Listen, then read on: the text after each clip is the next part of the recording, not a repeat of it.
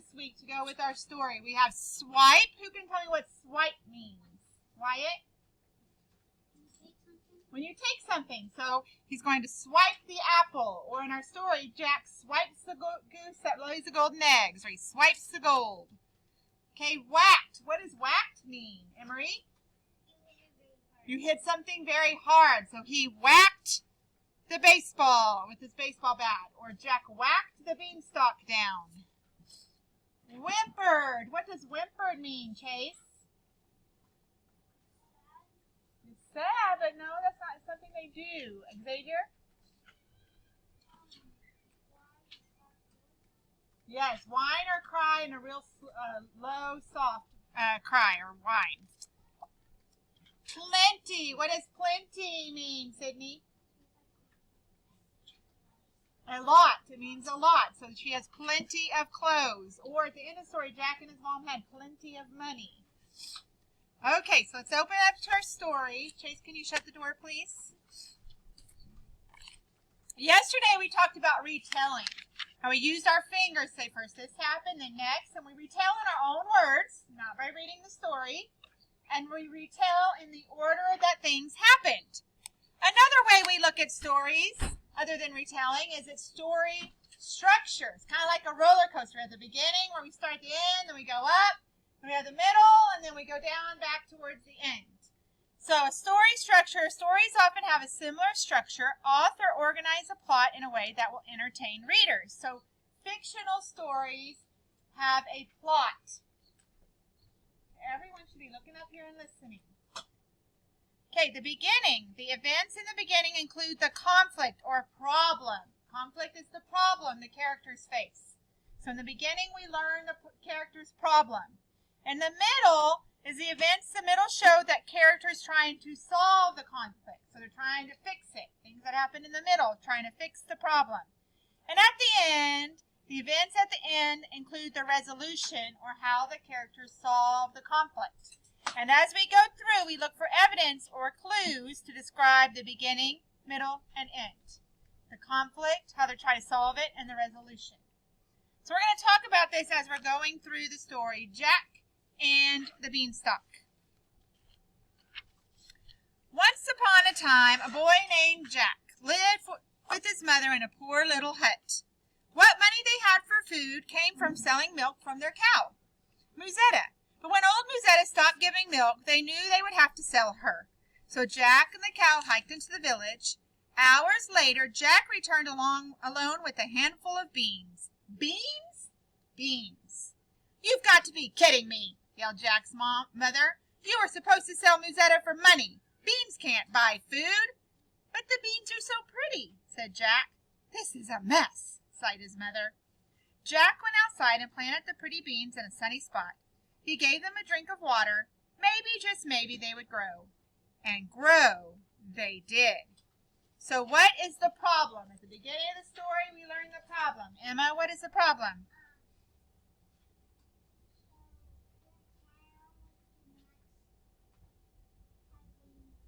Right, their cow didn't have any more milk, so then they couldn't sell her milk and get money, right? And then he sold her for what? Beans. And that did not solve their problem yet. That's not anything to solve their problem. He tries to solve it by selling Musetta for beans, but beans will not give them money for food. You can't sell the beans. So let's go next. What does he do with the beans? What happens next? What does he do with the beans, Gracie? He plants them. And what then happens to the beans, unless after he takes good care of them? Turns into what? They grew into what? Beanstalk. Really tall beanstalk. Overnight, the seeds had sprouted. By morning, they had wound into a beautiful beanstalk. How did it grow so fast, wondered Jack. It had grown up, up, up, and out of sight beyond the clouds. Wow-wee, exclaimed Jack. Being a curious lad, he simply had to climb it. Where would the beanstalk lead? He went up, up, higher and higher, until he went beyond the clouds. Ta-da! Jack gazed upon an enormous castle. He saw some creepy-looking signs, too. From inside the castle, a voice boomed, Fee, fi, fo, fum, time for Betty, ho-dee, hum. On the ground was a little bag of gold. Jack looked left and right, and swipe! Down the beanstalk he went with his treasure. The big sleeper surely wouldn't miss such a small bag. At the sight of the gold, Jack's mother allowed herself a smile. The next morning, Jack climbed the beanstalk again. Fee, fi, fo, fum, time for Betty, ho-dee, hum. Good timing, thought Jack, and this time he helped himself to a goose, who was very busy laying golden eggs. At the sight of the busy goose cranking one out golden eggs, Jack's mother allowed herself a giggle. The next morning, Jack eagerly climbed the beanstalk. He wondered what treasures awaited him. Oh dear, he did not find what he expected. Fee, fi, fo, fum, where on earth did you come from? From down on earth, replied Jack. Well, I came up my beanstalk, which is in earth. You see, I gave it sunshine and water and... But the huge giant was not interested in Jack's gardening skills. He was hungry. Jack, being nimble and quick, hurried down the beanstalk. As the giant followed and was halfway down, Jack grabbed an axe, whacked the beanstalk, and splat! My toe hurts, whimpered the giant. And how will I get home? I'll show you, said Jack kindly. First he showed the giant how to water the beanstalk. Together they cared for the plant.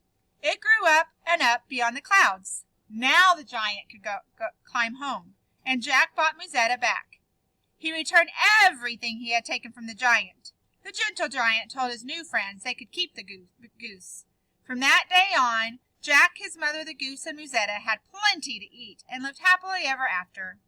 Once in a while they invited the giant down for a giant feast. These feasts always included plenty of leafy beanstalk greens. Okay, so what did you learn about the giant at the end of the story? At the very end of the story, Chase. He was nice. He was always probably nice. But when he went up that beanstalk, he thought he was scary, right? And he looked like he was scary, and he acted like he was hungry. He was hungry, but he wasn't hungry for Jack. He was just hungry. He was just hungry. So he's gentle, not scary. The giant whimpers. Does a scary person whimper? No. And he worries about getting home. Would a scary person worry about things? No. When Jack helps him regrow the beanstalk, the giant lets Jack keep the goose. So that means he is kind. He's not mean. Okay, so being able to keep the goose means Jack and his mother are no longer poor. They have enough to eat and live happily ever after.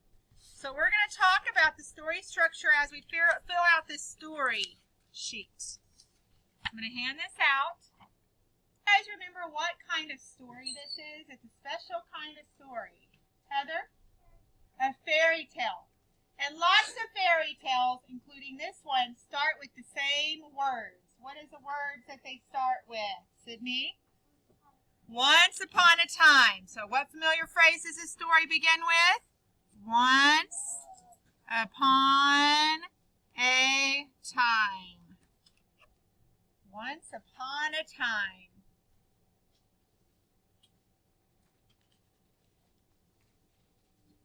All right, now in a fairy tale, there's often characters that cannot be found in real life, and that's what it says right here. What characters could not be found in real life? Which character could you not have in real life? Isaiah?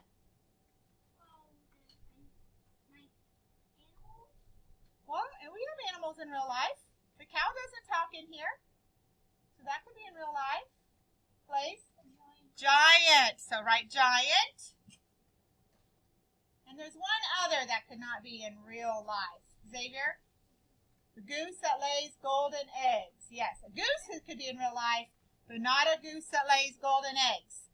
So there's two things here. A giant and a goose that lays golden eggs. Do not just put goose. Okay, everyone should have this box filled out. Kinsler, did you fill this box out? We just said the answers. What characters could not be found in real life? There's two characters. Look spell it. It's in your papers. Your story says how to spell giant and how to spell goose that lays golden eggs. Don't just write goose. A goose could be is in real life, but not one that lays real golden eggs. So, what happens at the beginning of the story? So remember, what was the problem? So tell me what happens at the beginning of the story on these lines right here. Katie, do you have your glasses, honey? Come on. Okay. Well, kind of move your mask down a little bit while you're at your desk. You've got to be able to see what you're writing.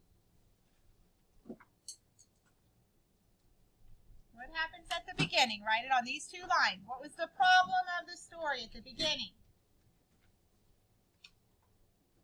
Tell me what happened at the beginning of the story. What's the problem at the beginning? The middle of the story. He gets two things in the middle of the story from the giant. He swipes two things. Go ahead and write it down. He swipes two things. Don't put he swipes two things. Put he swipes and tell me the two things he swipes. Tell me what he swipes from the giant.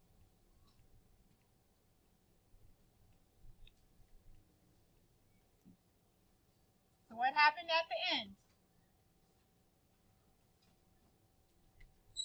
You can put they lived happily ever after, but I want you to tell me why they lived happily ever. What happened to make them live happily ever after? So don't just put they lived happily ever after. Tell me what happened. And then the last one is just what is your favorite part of the story? What part did you like the most of the story? That's what the last one is. So this one's the ending, and this one is your favorite part.